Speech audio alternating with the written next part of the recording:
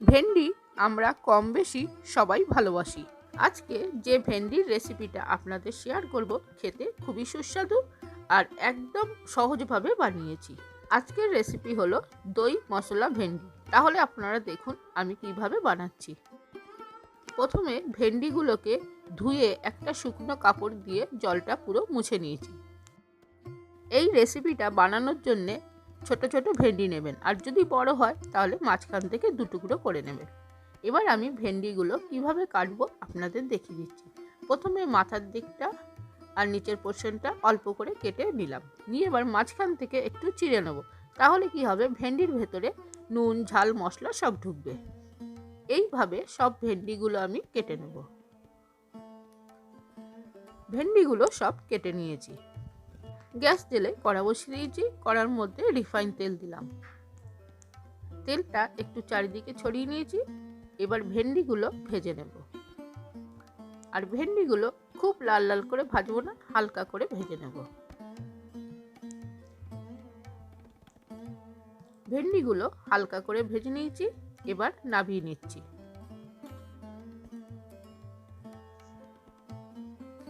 ভেন্ডিগুলো সব নামিয়ে নিয়েছি। মশলার একটা পেস্ট বানাবো, তার জন্য 100 গ্রাম টক দই ভালো করে ফেটিয়ে নিয়েছি। এবার দইয়ের মধ্যে ধনের গুঁড়ো, লঙ্কার গুঁড়ো,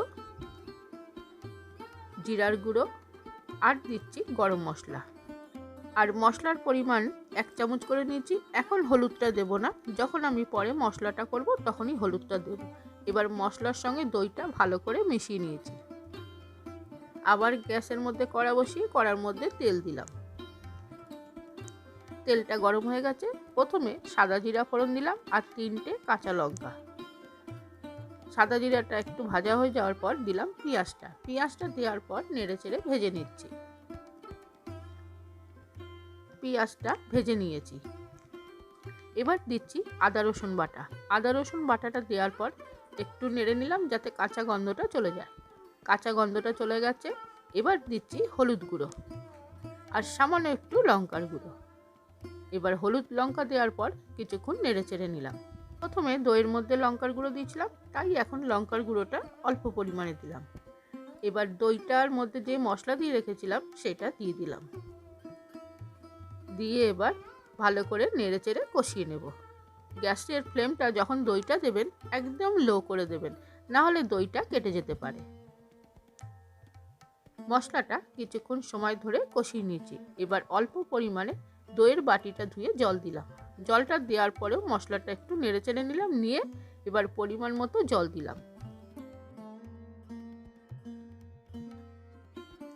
এবার দিচ্ছি স্বাদ মতো নুন আর একটু চিনি।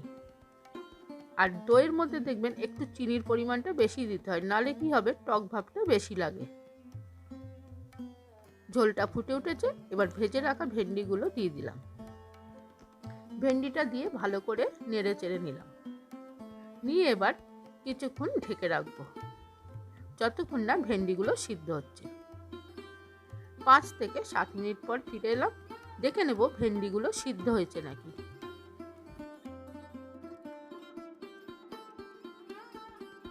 ভেন্ডিটা সিদ্ধ হয়ে গেছে। এবার নামিয়ে নেব।